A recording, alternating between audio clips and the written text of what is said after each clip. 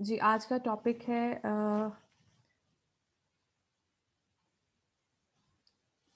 resolve the fraction into partial fraction when denominator contains non-repeated irreducible quadratic factor. Non-repeated irreducible quadratic factor. Exercise 5.3.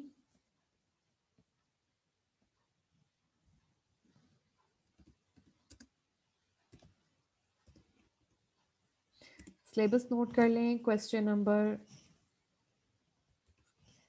1, 3, 6, 8 and 10. Exercise 5.4 आपके syllabus में नहीं है, उसकी सिर्फ एक एग्जाम्पल है. एग्जाम्पल नंबर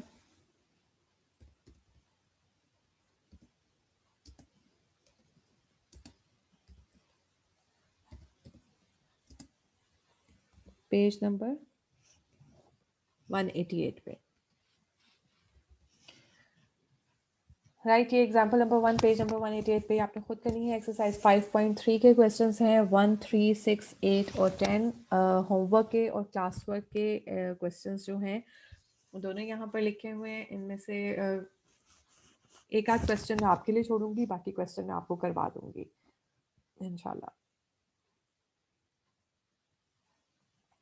जी 1, 3, 6, 8, 10 ये कंफर्म कर लिया मैंने सिलेबस आपका. आ जाते हैं एक्सरसाइज की तरफ.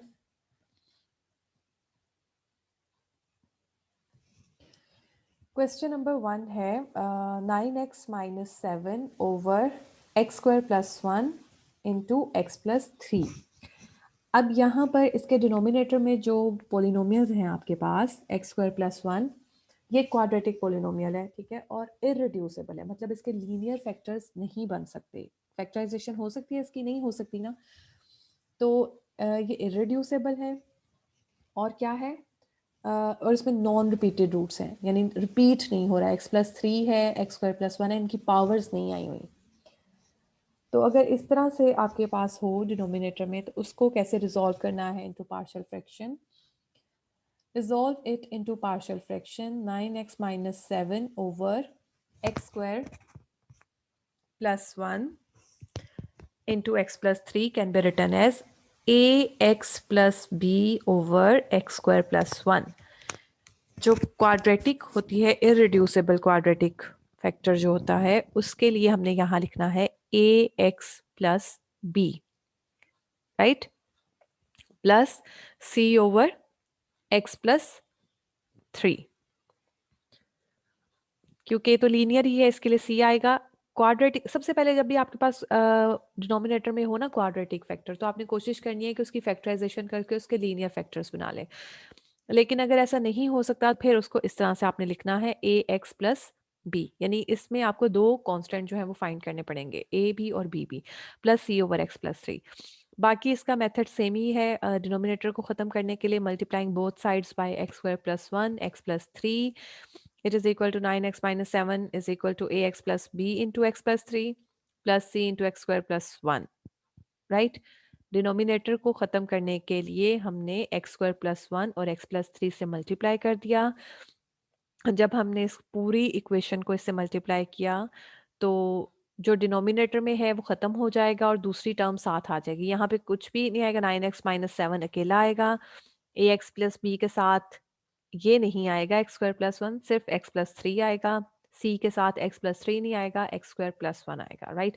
ये अब आपकी अच्छे से प्रैक्टिस होगी, आपको पता है कि ये कैसे करना है. Put x plus 3 is equal to 0 implies that x is equal to minus 3 in equation 1.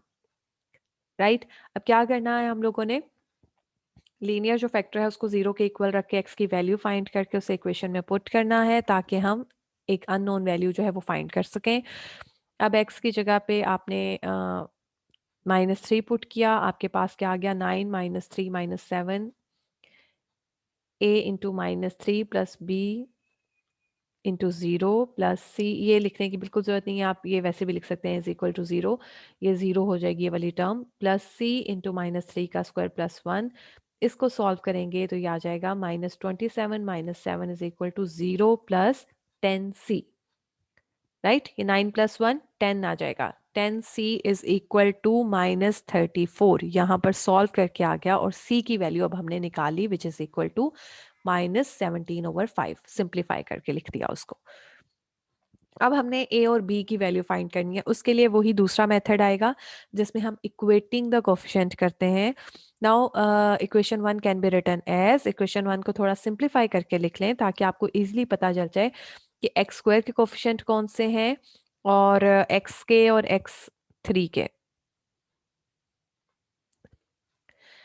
Comparing the coefficient of x square x and x zero या कांस्टेंट, ये एक्स जीरो की जगह कांस्टेंट भी लिखा जा सकता है। आपने इनके कोफिशिएंट्स को कंपेयर करना है। जब हमने कंपेयर किया तो हमारे पास आ गया a plus C is equal to zero, 3a plus B is equal to zero and -7 is equal to 3b plus c. कैसे?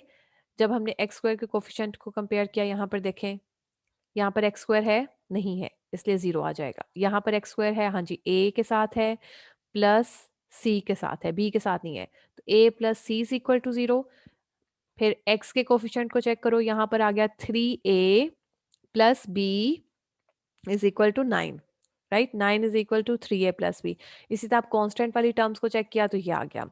Now putting value of c in equation 2, equation 2 में c की value put करके a की value निकालेंगे, ये आ गया a is equal to 17.5। अब इन दोनों में से किसी एक में या तो 3 में a की वैल्यू पुट कर दें या 4 में b की वैल्यू पुट करके आप c की वैल्यू फाइंड कर सकते हैं। Now putting value of a in equation 3 we get 9 is equal to 3 into 17/5 plus b which is equal to 9 is equal to 51/5 plus b। Simplify किया और ये आपके पास आ गया b is equal to -6/5। तो तीनों जो अननोन्स थे a b और c, उनकी वैल्यू हमने फाइंड कर ली। अब आप अपनी इक्वेशन को जो आपकी फ्रैक्शन थी उसको इस तरह से लिख सकते हैं। Hence 9x minus 7 is equal to this, और a और b की वैल्यूज डाली और c की वैल्यू डाली और इसको थोड़ा सा सिंप्लीफाई करके, यानी ये एलसीएम ले लिया और 5 को साथ नीचे लिख दिया, दैट्स इट। इस तरह से करके आपने लिख देना है। क्वेश्चन नंबर 1 हो गया। इसमें और पिछले क्वेश्चंस में क्या डिफरेंस था? इसमें आपके पास इररिड्यूसिबल क्वाड्रेटिक फैक्टर आ रहा था नीचे, तो इसलिए हमने उसको जब पार्शियल फ्रैक्शन में रिजॉल्व करना है तो उसके लिए ऊपर लिखते हैं ए एक्स प्लस बी या सी x B x plus c या सी एक्स प्लस डी, कुछ भी, यानी एक कांस्टेंट के साथ एक्स आएगा और दूसरा कांस्टेंट आएगा, तो दो आपको फाइंड करने पड़ेंगे और इस तरह के से फॉर्म में आपके पास आ जाएगी पार्शियल फ्रैक्शन, राइट। अब इसके बाद क्वेश्चन नंबर है 3, आपने खुद सॉल्व करना है, मैं हिंट दे देती हूँ। 3x plus 7 over x square plus 4x plus 3 resolving into partial fraction, इसको इस तरह से रिजॉल्व किया। अब आप इसकी एक दफ़ा x plus 3 is equal to 0 रख के, यानी x की वैल्यू -3 रख के c की वैल्यू फाइंड करेंगे और बिल्कुल उन्हीं लाइंस पे जैसे क्वेश्चन नंबर 1 किया है, आप a और b की वैल्यू फाइंड करके आप इसे रिजॉल्व करेंगे, राइट।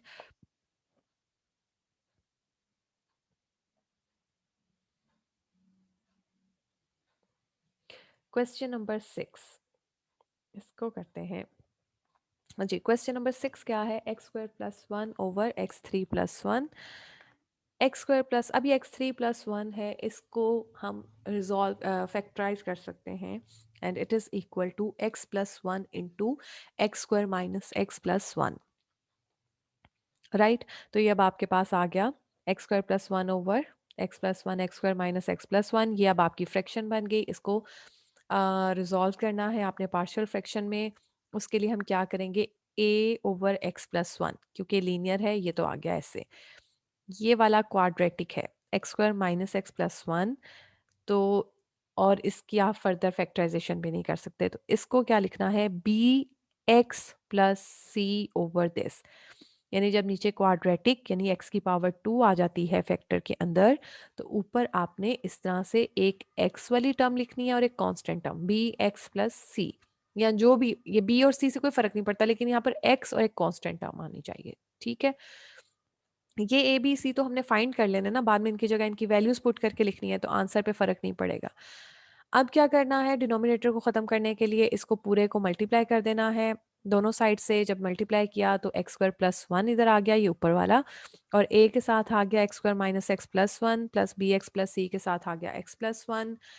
इसको सिंप्लीफाई कर लिया यहाँ पर ही, एक्स स्क्वायर के इसको इसको ब्रैकेट्स को ओपन किया, फिर एक्स स्क्वायर वाली टर्म्स को इकट्ठा करके लिख लिया, एक्स वाली टर्म्स को इकट्ठा करके लिख लिया, और कांस्टेंट टर्म्स को इकट्ठा करके लिख लिया।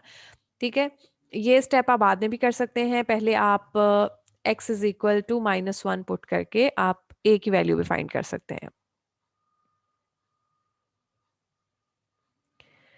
Right, now by comparing the coefficient of x square x and constant, a plus b is equal to 1, b plus c is equal to b plus c minus a is equal to 0, a plus c is equal to 1.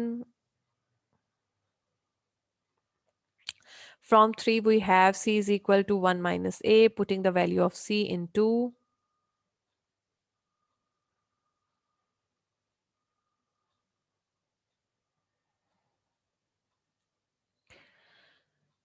ठीक है, ये coefficients को compare करके ये तीन equations बनाई हैं। यहाँ से फिर हमने इस इक्वेशन को a plus C is equal to 1 को सॉल्व किया, c is equal to 1 minus a आया, put the value of c into we get minus 2a plus b is equal to minus 1।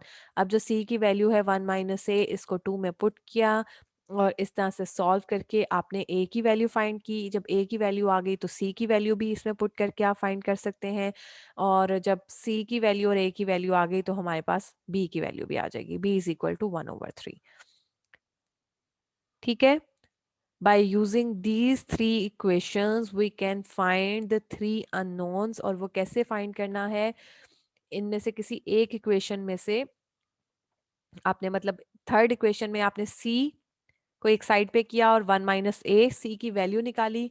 अभी जो सी की वैल्यू है उसको आपने इक्वेशन नंबर 2 में पुट कर दिया, put the value of C in equation number 2, you get, ये देखें, b प्लस 1 - a, तो ये किसके इक्वल आ जाएगा, -2a plus b is equal to -1, 1 को दूसरी साइड पे ले गए।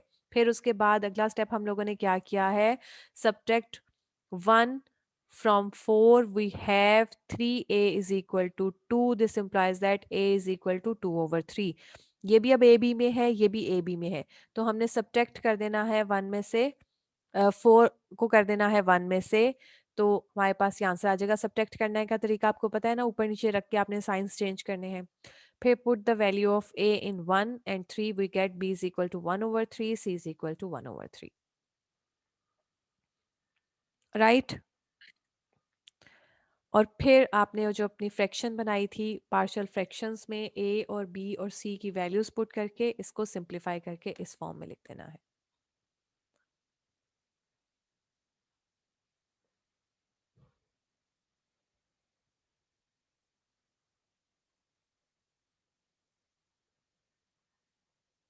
क्वेश्चन नंबर नेक्स्ट है क्वेश्चन नंबर 8 और क्वेश्चन नंबर 10।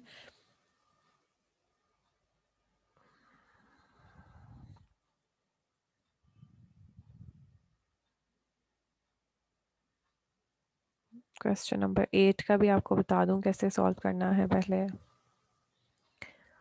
जी, क्वेश्चन नंबर 8 में क्या है, दो है इस टाइम पे आपके पास। एक है 1/x-1 का स्क्वायर, हमने कहा था रिपीटेड ना हो, लेकिन ये अब आ गए हैं रिपीटेड, तो इनको कैसे डील करना है। और दूसरा है x² + 2, resolving it into partial fraction we get, इसको पार्शियल फ्रैक्शन में चेंज करने के लिए x-1 का स्क्वायर है ना, जब रिपीटेड लीनियर रूट्स आए तो उन्हें क्या करते हैं, a/x-1 प्लस b/x-1 का स्क्वायर, और दूसरे क्वाड्रेटिक को आप इस तरह cx + d की फॉर्म में लिख लेंगे। उसके बाद डिनोमिनेटर को खत्म करने के लिए ऐसे सॉल्व किया।